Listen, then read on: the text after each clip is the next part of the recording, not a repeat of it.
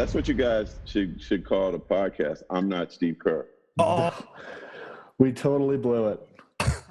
You can still change the name. I mean, it hasn't come out yet. So that way people will be like, what is this? I'm not Steve Kerr. They'll be thinking it's some kind of like political statement, but no. Yeah, I had to play it again. I don't know if all of you out there listen to our new podcast that Scott and I, our bonus podcast, I should say, that we put out yesterday about changing the name. It's no longer From the Tips. It's now I'm Not Steve Kerr. So this is technically, we're just continuing From the Tips. This is now episode 8. But we wanted to go with the name change. If you want to know the exact reasons why, we'll just go back and click on that bonus episode. But same content, same topics, all the same stuff, just a new name. Hopefully it sparks your interest a little bit. But look who we've got with us today for episode 8. It's my man, Kerry Keating, who I've worked with on and off for years. Scott is also here. Scott's in Park City. Kerry coming to us from San Jose. I'm up near Yosemite in Mariposa, California. And we're going to talk a lot of things today. But first and foremost, guys, Klay Thompson, okay, right? From what I understand, I mean, this was happening yesterday. Word that he came back from that ACL from the finals in the left leg. Now it's the right leg in a pickup game on NBA draft day. He's supposed to be getting an MRI right now as we're talking. It is Thursday morning, November 19th. They get James Wiseman with the second pick, who I was saying all along I thought they should take. Hopefully he pans out. But, guys, what do you think about this news? Of hopefully it's not horrible for the Warriors, and if it is, trouble again, huh? Well, that's trouble of the highest order. I mean, you couldn't have any worse news other than, knock on wood, something happening to Steph at this point. I mean, we all know out here, Colin and Scott, you know, how indispensable Klay is. I mean, clearly if he doesn't get hurt on that layup, you know, look, hindsight's 20/20, but they were on their way and momentum was on their side, especially with the momentum that he carries to change games and series, as had happened before, to win that championship against Toronto. I only have one report, and you know, Twitter is the source of all things that are good right now, as we well know.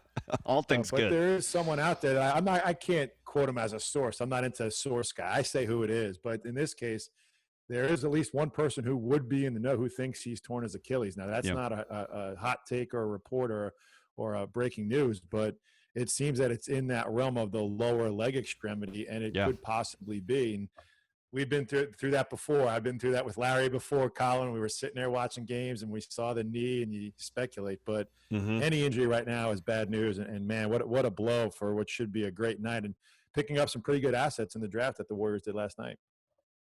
Yeah, and I think one of the things that's probably people don't talk about when it comes to Klay is his ability on the defensive end too, and obviously having that level of leadership. I mean, everybody knows about his shooting prowess, but having that level of leadership in the gym and his ability to defend so well just brings so much to that team, and not having that now is like you said, such a blow. Well, I was thinking it's the opposite of DeMarcus Cousins, right? DeMarcus blew the Achilles, came back from that, and then he blew out his knee. It's interesting that this is, you know, the two guys in the NBA this has happened to, both with ties to the Warriors. And Klay, I mean, you know him really well too, Kerry. He's just he's the coolest dude. He's the coolest cat. Always positive.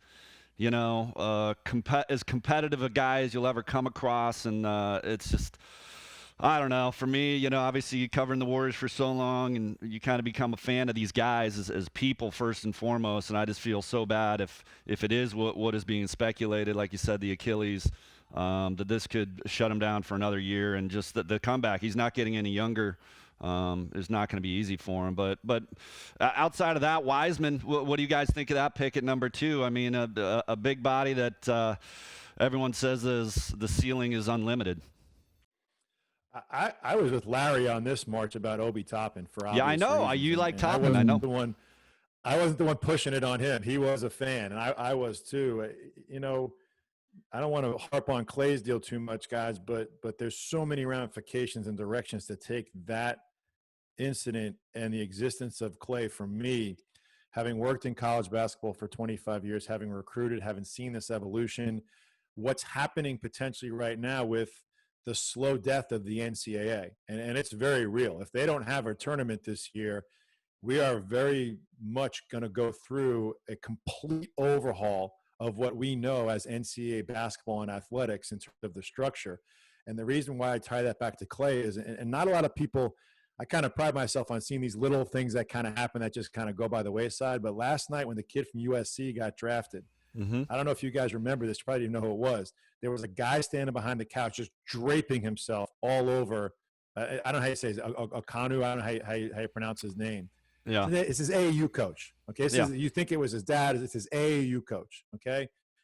Scott, this is why, even more than what you said, I think Klay is so valuable.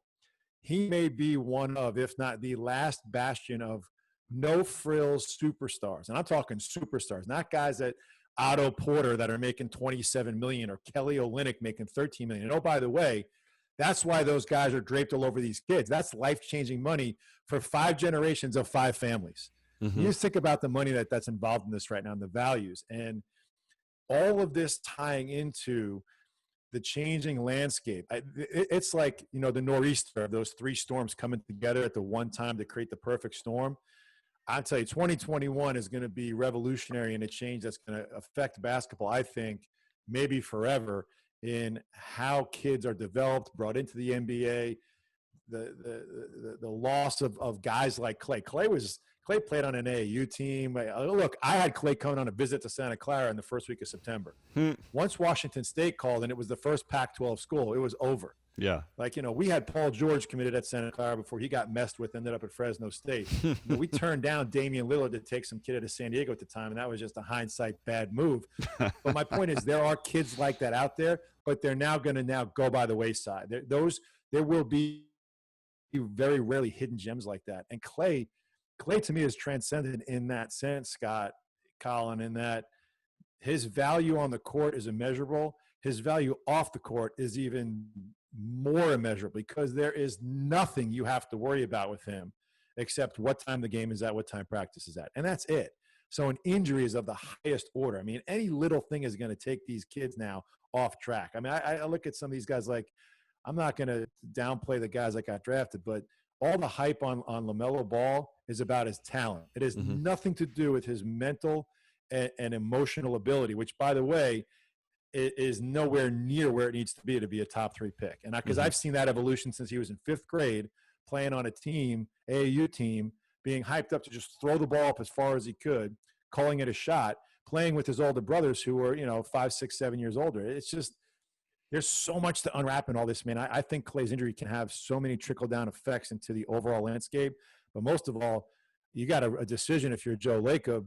Like, you got to make some really hard decisions right now regarding Klay and his future and his financial stability within the team, because as we know, he's not going to wait another year. He's already put a $30 million plan in to mitigate COVID, to have fans to try to gain some value back. So this is a big week coming up to find out what happens, and then what else they can do as a result of the draft to pick up some assets. What does this do to a guy like Wiseman as well? Or is the organization there in Golden State, strong enough to overcome this? I mean, like I said, having a guy like Klay in the gym is so beneficial to everyone on that team. Will this hamper Wiseman's development at all? How does that play into it? I think so. I think they wanted Wiseman with an intact roster. And you have an all-star, one of the best 2 guards, if not the best 2 guard in the league, right? And now you take Wiseman, where you've been basically committing that position and committing it successfully. So as the league moves towards guards and positionless, you still want to have a rim protector. You still want to have a rim runner, a screen and roll. If he steps out and shoots 3s or 15-footers, great. But he's a body to give you size that is going to clog up the lane. And that's what Wiseman really brings the value. So it's less offensive and more defensive. I think the move, Scott, is going to be maybe to find more of an offensive, bigger player. I hate to say big, but some front court player, because they're going to need to have that firepower, because I don't know if they can replace it at the 2 guard financially or ability-wise if Klay is still on the roster and rehabbing. To be honest with you, I think that the shift pick, if they knew about this in time, would have been to take a guy like Topping, because he's more offensively gifted than Wiseman, and then just find the body to be the defensive guy as a stopgap, because we're not used to having the Warriors at number 2 in the draft. That's a very interesting position to be in when you're a contender like that. And it kind of puts their draft preparation collectively from the entire Bob Myers era, in my opinion, kind of on blast. Like, all right, you made this decision, but as a GM, you have to drop the emotion that Bob obviously has in spades. Drop the emotion and get 4 or 5 steps ahead. How does this fit into the bigger picture, right? So I think it very much does affect him, Scott, and I'll really be curious if they do keep him, if not trade him, if that can even happen. But what else they pick up to surround him as a result of potentially not having Klay. It's going to be, like I said, it's going to be a big week coming up, I think, for that front office. Well, it's interesting you talk about Obi Toppin, because I think Colin and I were talking the other day about this draft and who's in it. And really the only person I could speak to was him, because he's the only one that I saw play. I mean, a lot of these guys you don't get a chance to see. They're whether they're high school age or they played overseas. But Toppin was a guy I watched a couple times last year, and I just thought, oh my God, this guy is so polished and just has all the skills, has the body. And so to me, to see him go all the way down to 8 was a surprise. The anti-hype player to me is the valuable one. Fred VanVleet, winner in college, undrafted, millionaire, champion. This kid, Obi Toppin, late bloomer. Jimmy Butler is a great example. Jimmy Butler signed his letter of intent to McDonald's. To me, that's the guy. If I'm a front office guy, I see the obvious. I find the fit. I do my interview process. I check the mentals, as our guy Marshawn likes to say. He's going to have his chicken, as Marshawn likes to say.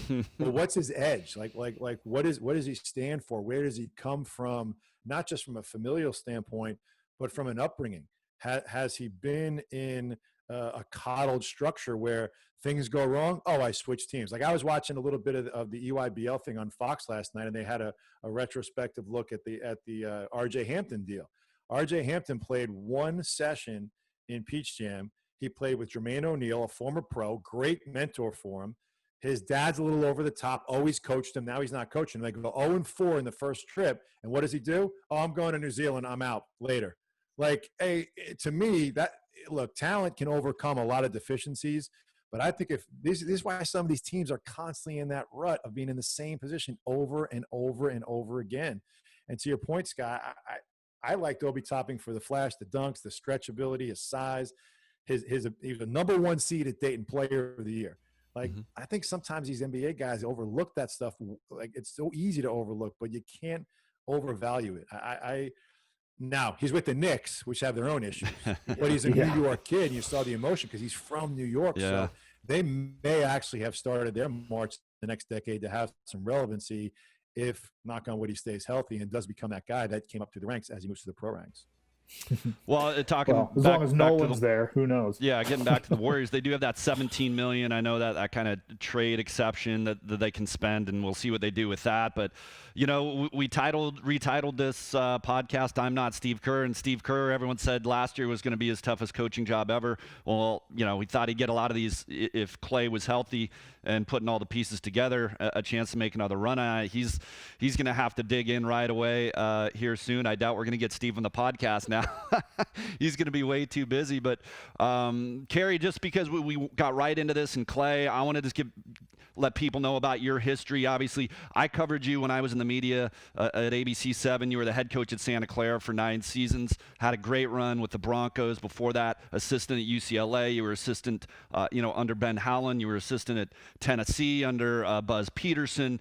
But Scott and I want to go way back to Seton Hall, because we were really into college hoops growing up. It was our main sport, our main thing that we liked to watch even more than NBA back then. And we recorded all the Final Fours, man. The Seton Hall team that played Michigan in the title game. You were there in '89.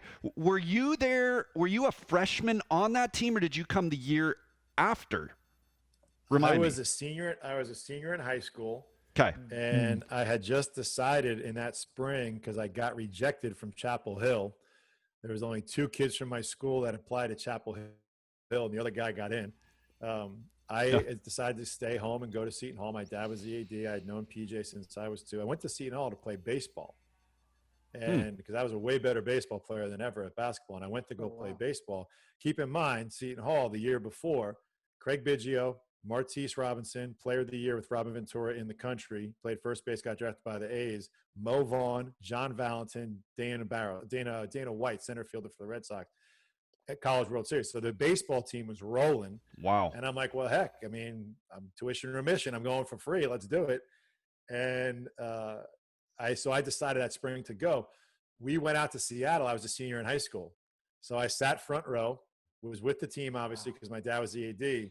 And I stayed for a week. I went 2 days before and stayed 3 days after. Here's a great story for you. I think I know this one. Does this involve a hotel and some beers? There you go. A lot of them. This is a great This is story. how you get real education. This is great real story. education, guys. There's the street knowledge and fending for yourself in a big city when everyone else around you is euphoric over the Final Four. We took over FX McCory's, PJ's brother Kevin, bought out the bar. It was the unofficial Seton Hall headquarters. So if any of you have ever been up there, FX McCory's on the corner legendary. across from Kingdom.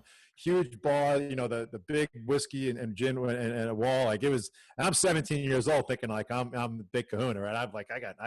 I'm nothing. I'm just here for the ride. But I'm with PJ's youngest brother, who was a senior in college at the time. All his buddies from Fordham are there. So you have the whole Fordham crew where PJ is the alum. Everyone's there, right? We had the shortage of hotels because the team has only so many. I take Rod Baker's hotel. Rod Baker, now scout for the Sixers, our assistant coach. They get the NABC hotels. So Corey, PJ's younger brother, and I are staying in Rod's room. Well, he had already basically sent that bill, because it was a reimbursable deal before they made the Final Four, to my dad's assistant. My dad was the AD in charge of budget, Mr. Murphy. So we end up staying 2 days after, extend the room, charge everything to the room. I mean, like, you name it. All of the food. I mean, it's room service, like living like a king. And like, even though we lost in the finals, we're up on the rooftop the next day in the hot tub with champagne. Like, it's the greatest thing ever, right? And the first thing I did, like, I get off the plane. I literally, like, it took me maybe a record amount of time to get from Newark Airport to Seton Hall. I walked right in the office, just like, hey, it was beeline right to me. Hey, close the door, Mr. Murphy. Rod Baker had a bill in his hotel room, and he looks at me. He's like, "Yeah, we got no. Hold on. Rod Baker stayed in the Sheraton for a week. He had some people, some family staying in there. He's like, no. It's like, okay, are we clear on this?" And I'm winking at him. He's like, "Oh yeah, we got that, no problem. Yeah, no problem." So my dad never saw the bill, and like knew that we charged like $3,000 to Rod Baker on his Sheraton room. It's the greatest spring break I've ever had, and the only really spring break I've ever had. Geez, how big would it have been if they'd actually won? We might still be there. Yeah. Damn you, John Clockerty. Oh God, terrible call. I actually rewatched that game not too long ago. I think it was this spring when March Madness was canceled. I'm going to go back and watch some old ones, and found a semi-decent recording on YouTube of that game. And man, two things stood out to me. Was just obviously how bad that call was, and we knew it at the time. But just to be reminded of it, and then just how good Johnny Morton was. Holy cow. Yeah, he was fantastic. What a great guy, too. That team was built from the ground up with local New York kids. That class, Gerald Green, Darrell Walker, Ramos, who tragically got in an unbelievable bad accident playing for the Trailblazers. Yep. And then, of course, John Morton. Andrew Gaze, my dad pulled off the Andrew Gaze deal because his team was coming over with his dad on the foreign tours in the fall. They developed a relationship with Lindsay, and my dad crafted this whole thing before all these rules started to get Andrew to come over for a year. He basically, matter of fact, Andrew may have been back in Melbourne before I got back to Jersey. He didn't even, I don't think he even went back to New Jersey. As soon as the tournament was over, he went back to Australia. Little known fact, he finished his studies and mailed it in from Australia. So it was the true one and done gun for hire. And I tell you what, Scott, if he had had any, if he had half of the game that he had prior to that, we would have won that game easily. Yeah, he struggled in that game. He really he struggled. That was the one game he struggled in. But played well against, was it Duke in the game before? Yeah. Oh yeah, played great in the whole tournament. He was phenomenal. Yeah. And what a great guy. I mean, I'm talking like you take a group of city kids and you raise them from the ground up through all the struggles, pick 7th preseason, win 31 games, and you have to add a foreigner in. Like now that's like commonplace. Then it's like, whoa, that guy can easily, and you got to understand something. Andrew Gaze is like the Larry Bird of Australia. Yeah. So he could have easily come in with an ego like, hey guys, this is my show. Like, in my bad Australian accent, but seamless, flawless. I mean, just, it couldn't have been a better group. I was proud to be semi-associated with him because I was the ball boy, when they were coming up when I was in high school.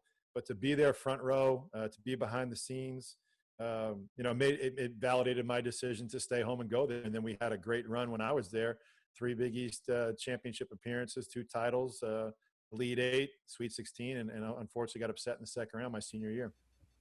Yeah, but you only played, you ended up being a walk-on. So you decided not to do baseball. You went with basketball, but then you figured out after a year, like, no, being PJ on the decided for me. Oh, he decided for you, but you stayed involved, is what I'm saying. You stayed on as part of the squad. In what role?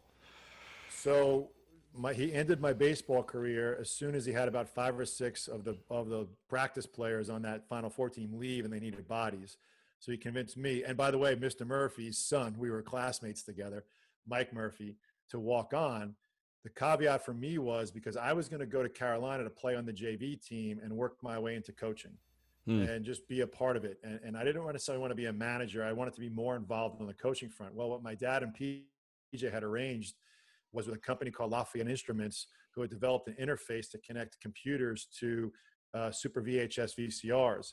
And once that was ready, which would have been my sophomore year, I was the video coordinator for Seton Hall as a sophomore in college. So I got 3 years head start as a staff member, stopped playing, and I was what now is a commonplace position. I mean, Eric Spoelstra started his career as a video coordinator for Miami. I was the first ever video coordinator to use a computer to edit VHS tape. And I did it on 4 1960s and 1 output and a Lafayette interface. And I developed a Windows drop-down with this crew and hotkeys, and actually went in and did a little bit of a sales for them on the side. And it's funny how life comes full circle in my technological prowess of being the first ever video coordinator to use a computer. Now I'm working in technology directly after finishing a coaching career unceremoniously 5 years ago. So, yeah, life comes full circle, I guess. But I loved it. It was awesome. It was great for me because I got to live with the players and hear them bitch about the coaches, and then stay in all the staff meetings and hear them bitch about the players. And I just sit there like Switzerland and learned the whole trick of the trade. It was awesome. Well, you talk about that and starting there and where life is today. I mean, I know you told me you're moving to Raleigh next week. You're getting out of the Bay Area. Good for you. Raleigh, North Carolina, great town. But you've been involved. We worked obviously recently with Hot Mike, which I went to out of TV. You're with Task Human now. I guess my question is, how have you been able to transition when you're coaching for so many years, and even right when you left Santa Clara, you were scouting for the Houston Rockets. You bridged into TV, which I thought was one of the most, I guess I would say one of the easiest transitions I've ever seen from a coach going into an analyst position. It was like you were made for it. But you also are doing this business development roles with multiple companies. How did you go from coaching to that? Were you doing stuff while you were coaching? Were you thinking things along those lines that when my coaching days end, I might want to do this? What? I never thought my coaching days were ever going to end, to be honest with you. I thought I'd be doing it till I was done, and maybe not ever till I was done. I never anticipated I always had an eye for technology, as the aforementioned start back in the late 80s with the video coordinator role. And then I figured out technology as it came along, was not smart enough to insert myself in early beta tests that I was willing to do for my program at Seton Hall, at Santa Clara, more for budget reasons than for development reasons. But I kind of got drawn to it and got invited into it by an Intel executive whose kids were in our camp at Santa Clara, in a company that was developing fiber optic cable to diffuse light out instead of keeping it in like we know traditional fiber optic cable. So it was a laser lit fiber optic cable that could stretch for miles, not lose its luminosity, was pliable and could bend it to 10 millimeter diameter. It's only 900 microns thin. I actually took it another step, Colin. I got and was issued and wrote my first patent 2 months after I got fired to put this light into a basketball floor and a hockey rink for discovery of shot clocks. And I don't know if you probably don't remember this. The biggest coup, and you'll appreciate this, Colin, the biggest coup I pulled off was in that first year. I was co-hosting the pregame radio show on 95.7 with Damon. Yeah. I was scouting for the Rockets at those games. I essentially told Larry and Casey I'd be willing to go on, and ended up doing that later in the season. I was also working full-time for this company with the fiber optics called Versaloom as a sports strategist consultant. And I ended up befriending, as a part of being in the arena early, the pregame cheer team who was out doing their Franco Finn and the gal that was right. And I actually made 4 pregame flags with the blue fiber sewn in around them. And in game 1 of the finals, when they ran out that year with the lights out, if you watch it again, you'll see the 4 guys come out with the big yellow flags with blue laser fiber around them without any official contract with the Warriors. I just did it and gave it to them. and the best part about it was I almost got thrown out of the arena because I also made a hat, a Warriors snapback with the blue fiber on the brim. And I wanted E40 to wear it because he was on the baseline. So I talked to the guy pregame when we're all, you're all around the court kind of, BSing a little bit. And I had to go in the back and get it. And I like snuck around towards the end. I was trying to give it to him. And the security guard like almost yanked me back. Almost had like a little Messiah incident going on right there. Wow. Like, who the hell is this guy? I don't care if you have credentials. And I had to give the hat to E40 so he could wear it. So I think it's just a matter of forward thinking. One thing that I prided myself on, Colin, was being 4 years ahead in recruiting and 6 years ahead in scheduling. And always trying to just have a vision of what the future would need to be in our program. And I think I just naturally drawn to how technology can do that. And part of the shift into, I would call it consulting, but the advising was to go to these events. I was able to go to CES a couple times, kind of insert myself into the technological landscape, just kind of figure it out. It's kind of like coaching. You get out the road, you figure it out. You got to have a guy. You develop guys, develop relationships. We had a cool product that was visually stunning. It drew people to you, and you just develop relationships. I found that a lot of the entrepreneurial flow was consistent with developing a team. The build, I love to see the grind from 0 to 100 and how things get started. And not everything does. 1 out of 10 is the acceptable rate. For me, it's got to be 9 out of 10. So you push towards that. To coach the CEOs, to develop more of the connections that we had. I mean, this is something that I specifically set out to take that 25-year Rolodex and say, that's valuable. Like it's amazing the reaction I got from these guys. Like, wait, you know that guy? Wait, you can call that guy? You can get us in here? Like, yeah, just pick up the phone. And then I realized they will pay for that or develop value for that by way of shares or advisory or roles. Or it's just, to me, it's part of the chase, part of the grind. There's so much stuff going on out here. And look, you're in the middle of it. Why not take advantage of it? So it ended up being seamless. They're doing 10 things at once was a little tough. I traveled more in that first year than I ever had in a year before in coaching, which says a lot for as much as travel as you were doing.